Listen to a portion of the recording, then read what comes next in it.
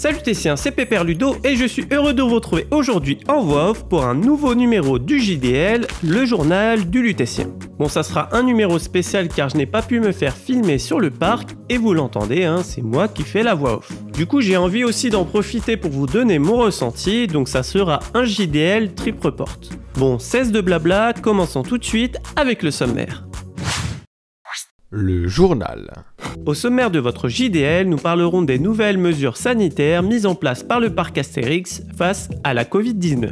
Ensuite, nous ferons le point sur tout ce qui s'est passé cet été. Enfin, nous irons au cœur du sujet principal de ce JDL, l'événement Peur sur le parc.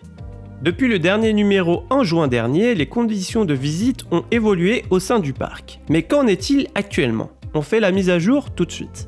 Même si les mesures sanitaires restent globalement les mêmes, le gel, les lignes de distanciation et compagnie, il y a quand même des points importants qui ont été mis à jour. Premièrement, il n'est plus nécessaire de réserver sa visite. Vous pouvez venir le jour que vous voulez et avec n'importe quel billet d'entrée. Autre point essentiel à retenir, le port du masque est obligatoire à partir de 11 ans dans tout le parc. Bon, hormis quand vous êtes à table, mais cela va de soi. Enfin, les attractions ne semblent plus être nettoyées régulièrement et si vous êtes seul, vous pouvez être mélangé avec d'autres personnes, ce qui est assez dommage.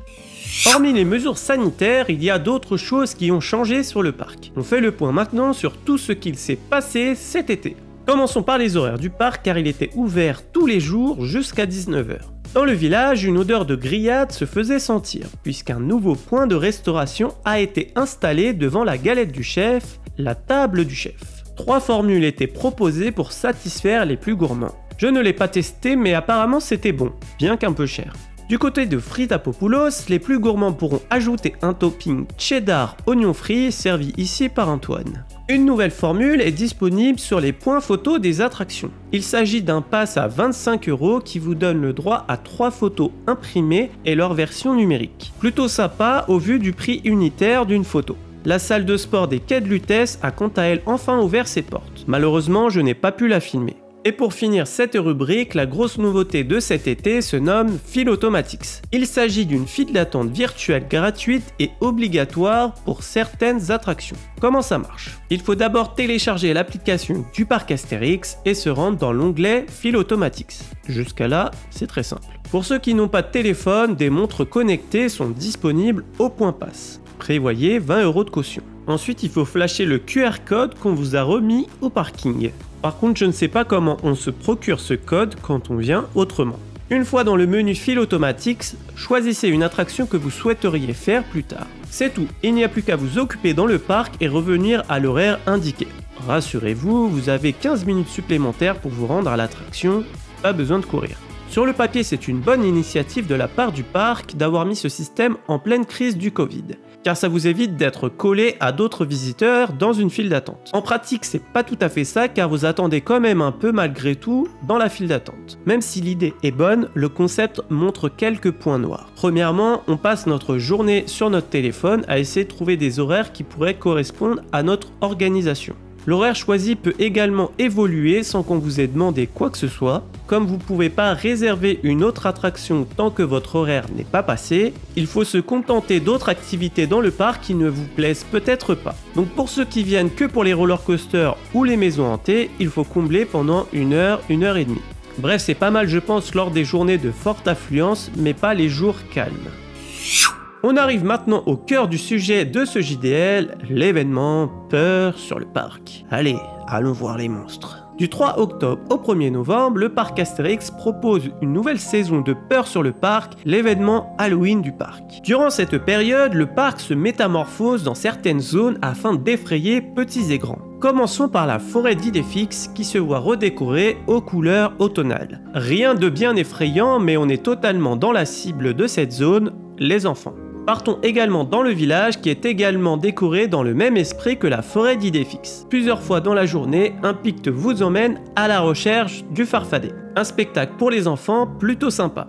Vous pouvez remarquer sur les images que le comédien porte un masque, ce qui est le cas de tous les comédiens de rue. Ce qui nous mène là où est concentré l'événement Halloween du parc, la rue de Paris et la zone Moyen-Âge. Pour cette année exceptionnelle, le parc a dû réorganiser son événement phare. Un sens de circulation a été mis en place afin d'éviter les croisements entre visiteurs et limiter les rassemblements. On peut donc maintenant accéder à cette partie uniquement dans le sens Moyen-Âge, rue de Paris. L'allée est donc à sens unique et des agents de sécurité sont chargés de faire respecter cette règle. Pour accéder à la partie Moyen-Âge à partir de la rue de Paris, un chemin a été mis en place du côté de l'entrée des catacombes.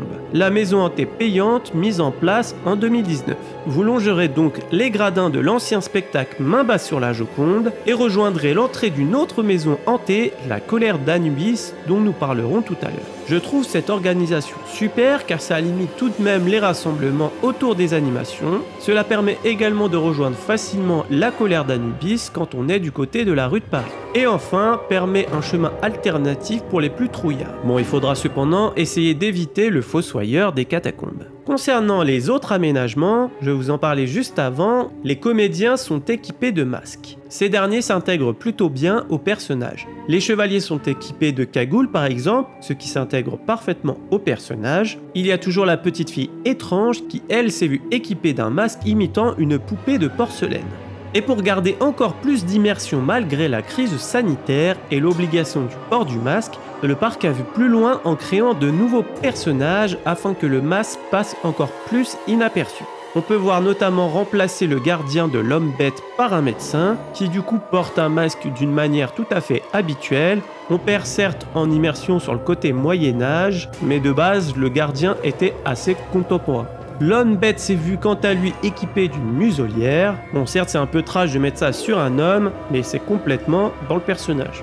Les zombies qui dansaient habituellement dans la partie intérieure dansent maintenant sur la scène du pilori située à l'extérieur. Ils sont maintenant au nombre de 6 et proposent une danse plus longue, toujours sur le célèbre Thriller de Michael Jackson.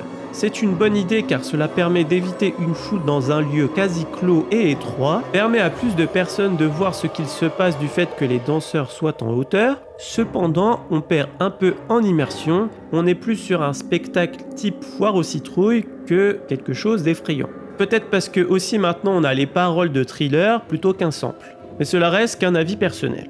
Un peu plus loin, en direction du Paris 1900, on peut croiser le narrateur qu'il y avait habituellement à l'entrée de l'attraction Métamorphosis. L'attraction n'étant pas ouverte pour cette saison, le narrateur raconte qu'il a croisé plein de créatures. On peut saluer les compétences de jeu du comédien, mais on peut pas dire que ça apporte grand chose à l'événement, hormis un peu de vie entre les deux bâtiments.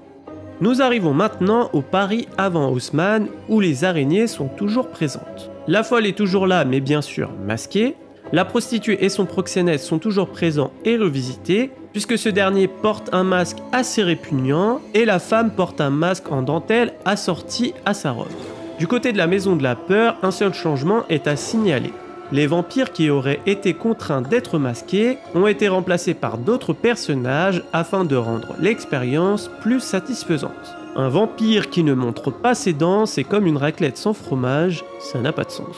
Ils ont été remplacés par un homme que je ne saurais vous décrire et une veuve noire qui pleure son défunt. Du côté de Mission Perdue, les changements que l'on m'a rapportés sont la suppression des boudins. Enfin revenons à la colère d'Anubis qui s'est vue revisitée. En effet, cette année, plus d'éclairage. Le seul qui vous est autorisé, c'est celui de la lampe de poche qui vous est confiée en début d'aventure.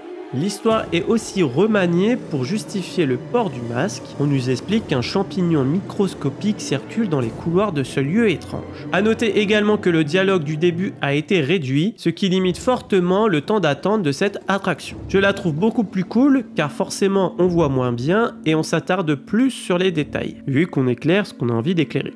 Pour finir, la foire aux citrouilles n'est pas reconduite cette saison, certainement pour des raisons budgétaires car la zone proposait quand même beaucoup de personnages. Mais on va dire que le parc a coupé la poire en deux car on a plus de personnages sur la danse de Thriller. Malgré les contraintes sanitaires, Peur sur le parc reste un bel événement malgré la redondance du programme. On peut souhaiter pour les années à venir du renouveau et pourquoi pas plus de décors dans le reste du parc qui pour le coup semble mort lorsqu'on sort de la partie à travers le temps. Je verrais bien des têtes de mort en zone viking ou encore des momies en Égypte.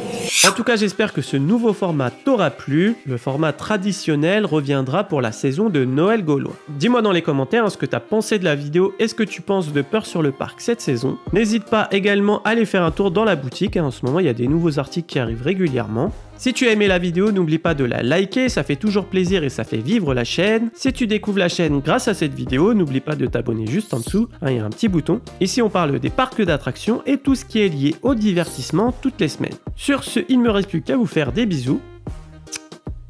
Et bim!